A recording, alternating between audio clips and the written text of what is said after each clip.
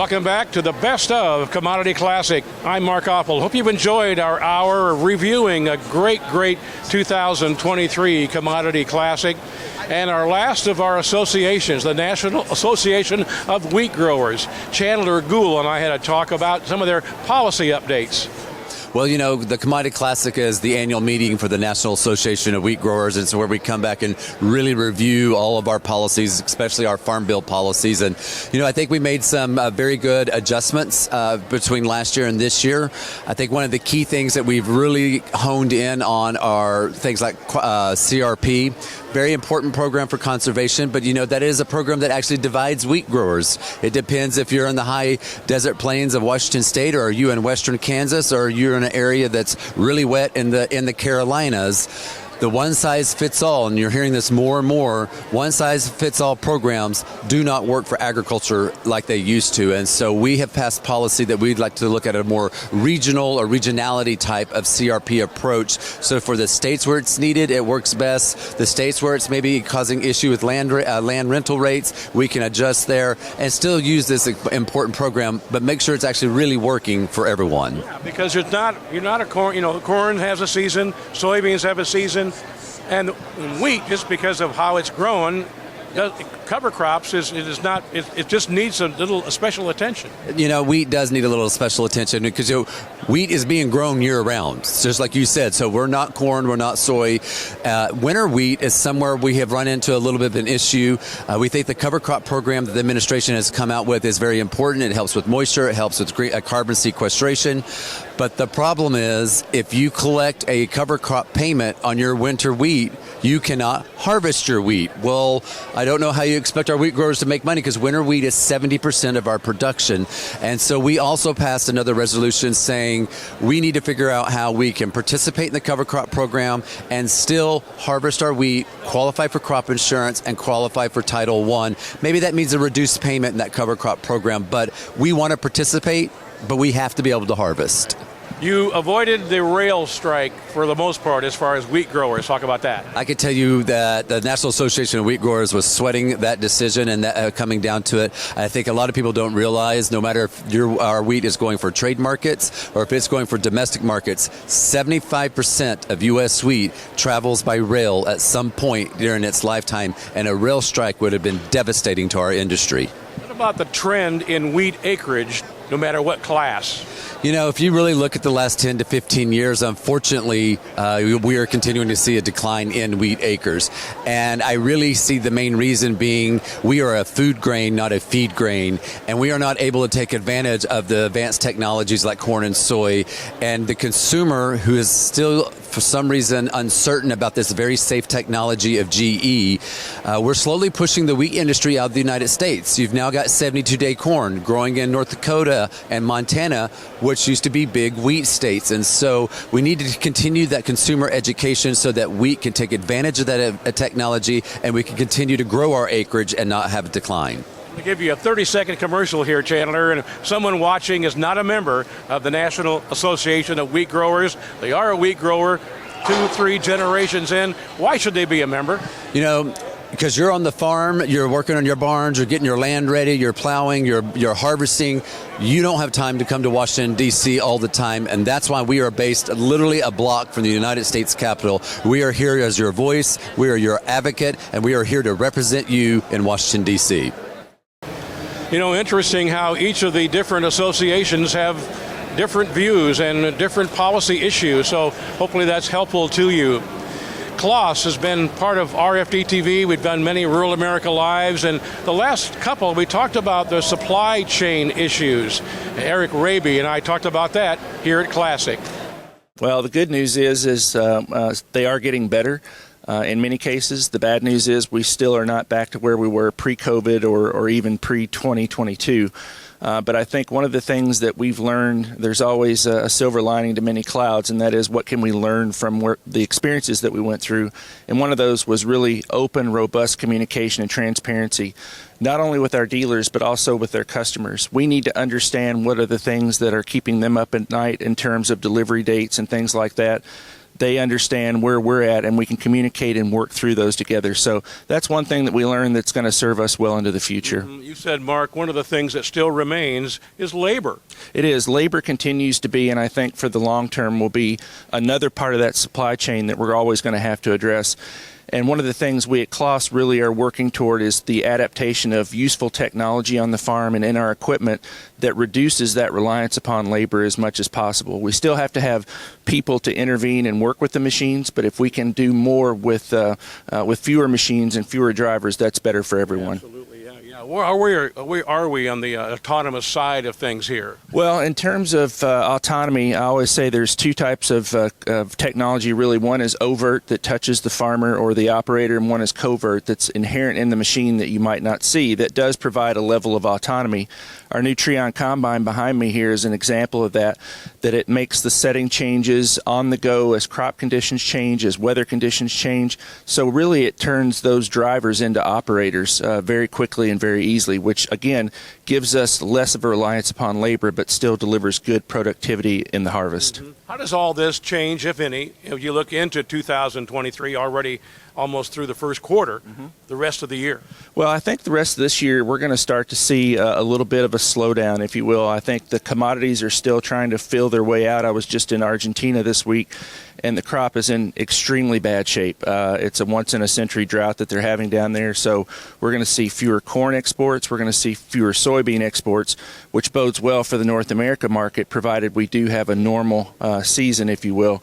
But I think overall rising interest rates and continually rising costs are going to temper some decisions, at least for the short term.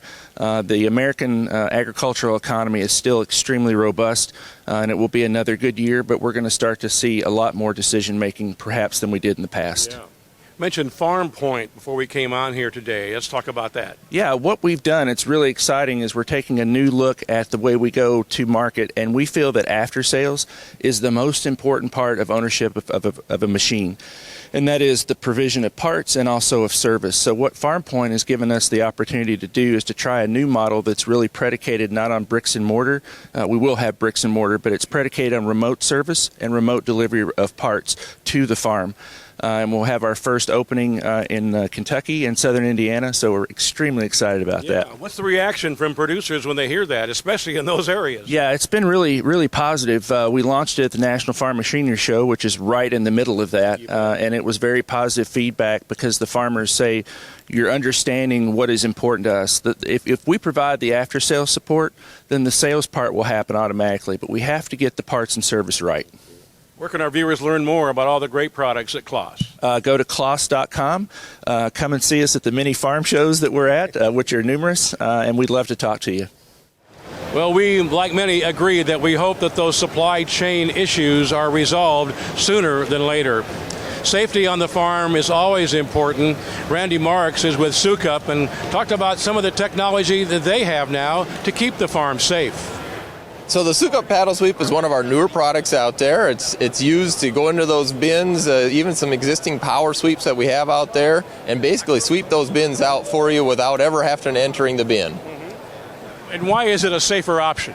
So it's a safer offering because the paddles actually rub right on the floor, so you don't have to go in there and clean up after it. You let that sweep go around 2 to 3 times, and it basically takes all that grain, gets it out of there to the center sump, to your reclaim. You don't have to enter the bin. Wow. And this has been in the making, I would imagine. You don't just bring something like this online in a week or two. No, you're right, Mark. We've had this, we are always looking at safety at Sukup Manufacturing. We say, hey, safety is ingrained at Sukup Manufacturing. So we've been working on this. We've had our engineering department and R&D teams really working on this. We've got some different versions out there available too. So not just the Ag series, but we've got a full commercial line as well. Talk about the touch screen control. That's something we wanted to cover here today. Yeah, so the touch screen control, that is on our zero entry sweeps option. So we get into those bigger bins. We've got touch screen that you can go in there. It's all automated, so it turns the pushers off and on. That advances the sweep around. It monitors some of the equipment behind it as well. So if a reclaim conveyor or something would break down, it'll automatically shut off and send a signal up to the control room so they know there's an issue there. Well, not only safety, but before coming on, you mentioned that it really addresses the labor issue many farmers and ranchers are facing. That's true, Mark. Labor, we know, is very hard to come by out there, and it's very dangerous to get into the bins. So these paddle sweeps, what they do, they eliminate that need for you to go out and find more help to clean out that bin. This sweep will do it for you. And I would also imagine that some of the technology maybe came from producers themselves who said, hey, can you do this? Can you do that? Yeah, so we've got a lot of different features on our paddle sweep. We've got basically a bridging system there to get clumps of grain that might come down and plug traditional sumps. We'll break them up or else get them out of the way so it doesn't do that. So we've had a lot of feedback from our farmer users out there, and we've developed this sweep based on what they've told us to do. Very good. By the way, congratulations again on the new facility at Clear Lake, Iowa. Yes, Clear Lake has been come online here doing our mixed flow dryer production. We've ramped that up. Obviously, we want to meet all the farmers' needs out there. And where can we learn more about all the great products? So go visit our website, www.sukup.com. Can never talk enough about keeping safe on the farm, especially now we get into the planting season. Everybody wants to get in those fields sooner than later. Corey Rosenbusch, the CEO of the Fertilizer Institute, he's just returned from appearing before the House Ag Committee. We talked about his testimony. Yeah, we covered a lot of content, everything from current market situation to what's going on with the current prices and geopolitical situation. So fertilizers, of course, are produced all around the world. We import about 85% of our product from Canada, our potash from Canada. Mm-hmm. So we are reliant on global supply and demand. But we also talked about regulations and, what are some of the restrictions that are preventing these $1 to $4 billion capital-intensive production plants from expanding. And you said there's a lot of freshmen congressmen on that committee. We had a lot of education to do as we kicked off this new congressional cycle. So everyone wanted to get their questions in, get their comments in, and so this was a great platform to be able to share with them the importance of fertilizer. Half of the world's crop yields on this planet are because of fertilizer use. Yeah. Let's talk about that supply-demand update. Give us an update. Well, I think everybody is patiently waiting to see what happens here in the spring. Obviously, what was particularly challenging for farmers is we came off of a period where we had really very low prices for a number of years, to the point that we were in a cycle where a lot of fertilizer companies were running deficits, losing money, and some in danger of going out of business. And then we had a record high. Yeah. And so it's that volatility, I think, that really kind of punches people in the gut sometimes. So we're seeing a bit of a softening in the market going into the spring as farmers take a bit of a wait-and-see approach. But we have to remember that a lot of that inventory that was built up for the spring was done in the fall and winter when those prices were still a bit inflated. Yeah. Now, also want to talk before we run out of time here, the biostimulant certification. I wrote that down because it's very important to you, I know, and the Institute. So one of the things that we saw during the market conditions that we had was, one, farmers wanted to be efficient with their nutrient use. And so the 4 R's of nutrient stewardship and making sure you're using all of that product to the right source, rate, time, and place was incredibly critical when you're looking at fertilizer prices. But they also were willing to explore other technologies. High commodity prices they were receiving for their own yields. So what are the things that we can do to maximize that yield? Biostimulants is one of those technologies. And when I talk to ag retailers, one of their challenges is that they have thousands of products that are coming across their desk right now.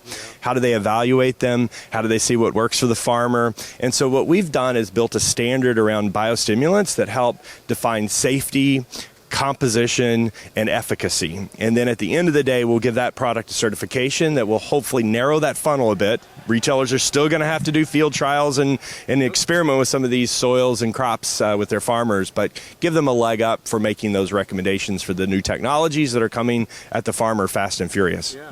What about where we can learn more about what's going on with the Institute? Yeah, go to tfi.org. We have great resources there as well for nutrient stewardship for farmers. You bet. And just real quick, someone may say, I don't really know what the Institute does. Obviously, appearing before a committee is huge, but other things that you're doing every day. Yeah, so we are the trade association for the fertilizer industry. We represent manufacturers, wholesale distributors, importers, all the way to ag retail. I think for a lot of folks involved in agriculture, we spend a lot of time developing programs around nutrient stewardship and how farmers can use the 4 R's in their field. Obviously, advocacy for the industry is our number one objective. And No, you're getting ready for the new season. It's right around the corner. I think everyone's gearing up. They've got their sheds full and ready to go. Well, that wraps up our coverage of the 2023 Commodity Classic. Plans are already underway for next year, and they hope to see you in Houston starting February 29th. Yes, it's a leap year next year, and we'll be there as well. I'm Mark Oppold. Good night from rural America's most important network.